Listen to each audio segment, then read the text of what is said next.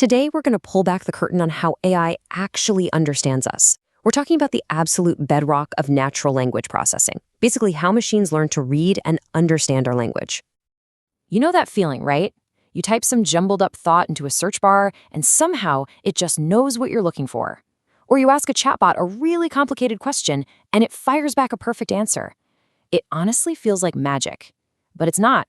It's a really, really clever process, and we're about to break it all down.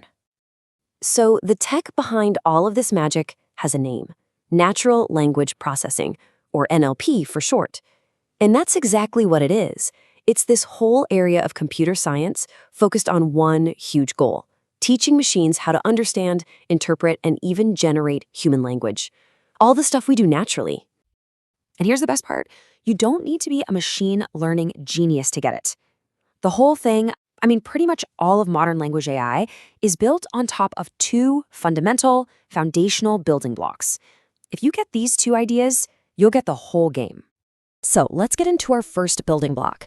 Before a machine can even think about understanding a sentence, it has to do what any of us would do with a big, complicated task. You have to break it down into smaller, bite-sized pieces. And this process has a special name. It's called tokenization. It's just a fancy word for splitting up raw text into smaller chunks called tokens. That's it. Think of it like taking a sentence and breaking it down into its individual ingredients. Okay, let's use a really simple example to see this in action. Let's take the sentence, "I love machine learning." How does a computer actually start to process that? Well, there are a few ways you could do it. You could split by the word, right? I love machine learning. Super simple. But what happens when it sees a word it's never seen before? It kind of breaks. On the other extreme, you could split by character. M-A-C-H-I-N-E. That way you'll never have an unknown word, but you end up with these crazy long sequences. So the sweet spot, the one that modern models like GPT actually use, is subword tokenization. It's smart. It breaks words into meaningful parts, like learn and ing. This gives it the perfect balance. It can handle new words while still being really efficient. And I really need to stress this point. This first step is absolutely crucial. If the computer messes up the tokenization, it doesn't matter how smart the rest of the AI is. The whole process is starting off on the wrong foot. It's simple. Bad tokenization means bad understanding. Okay, so we've chopped up our sentence into little pieces. But a pile of tokens is just, well, a pile of tokens. It doesn't mean anything yet. For the machine to actually get it, it needs to understand the meaning of each piece. And that brings us to our second block, which is where things get really, really cool.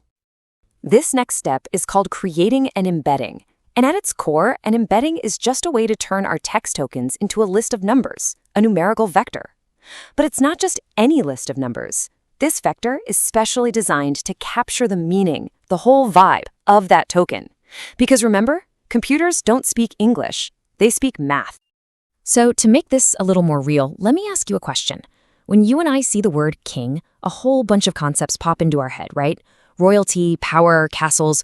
But how does a computer, which only gets ones and zeros, represent a rich idea like that?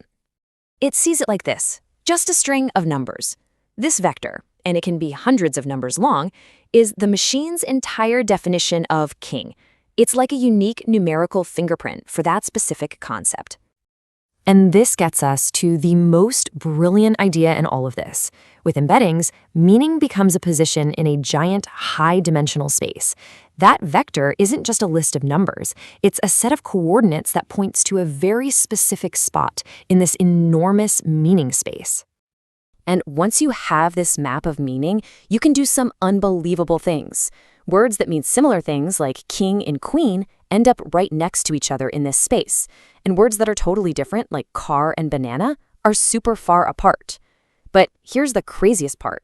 You can do math with words.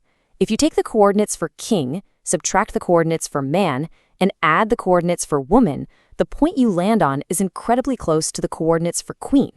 It's literally doing algebra with concepts. It's amazing. Okay, so that's cool, but what about a word that has more than one meaning? Take the word bank. Are we talking about a riverbank, or are we talking about a place you put your money? How can one set of coordinates, one vector, possibly mean both things? This is exactly where the technology got a major upgrade. The older way of doing things used static word embeddings. The word bank had one vector, and that was it. It couldn't handle any nuance. But modern NLP uses contextual embeddings. These systems are way smarter. They look at the entire sentence first. So the bank in "I sat on the riverbank" gets a totally different numerical fingerprint than the bank in "I deposited money in the bank." And that is how modern AI finally cracked the code on context. So we have our two building blocks. We have tokenization to break things into pieces, and we have embeddings to give those pieces meaning. Now let's put it all together and see the entire assembly line, from a sentence we'd write to something a machine can actually understand. So here's a super simplified look at how it works. We start with our raw text. That gets fed into the tokenizer and broken into pieces. Each of those unique tokens has a number, an ID. Then those IDs are used to look up the correct numerical vector, the embedding, from a giant table. And finally, these vectors, which are now just packed with meaning, are fed into the big AI model like a transformer, which then does its thing. If you walk away with just one thought, let it be this. It's this simple. Tokenization decides what the pieces of language are, and embeddings decide what those pieces actually mean. One is about the structure, the other is all about the meaning. Okay, so why have we gone through all this? Why is this foundation so incredibly important? Well, it's because basically everything that we think of as language AI today is built right on top of this exact two-step process. The ability to search for an idea, not just a keyword, that's semantic search, and it's powered by embeddings. All the chatbots and large language models that are changing the world, they run on this exact pipeline. Everything from classifying text and screening resumes to recommending your next favorite movie, it all starts with tokenization and embeddings. So let's bring it all home. The one-line summary is this. Tokenization breaks language into pieces. Embeddings turn those pieces into meaning. That's it. That is the fundamental dance that allows a machine to truly understand what we're saying.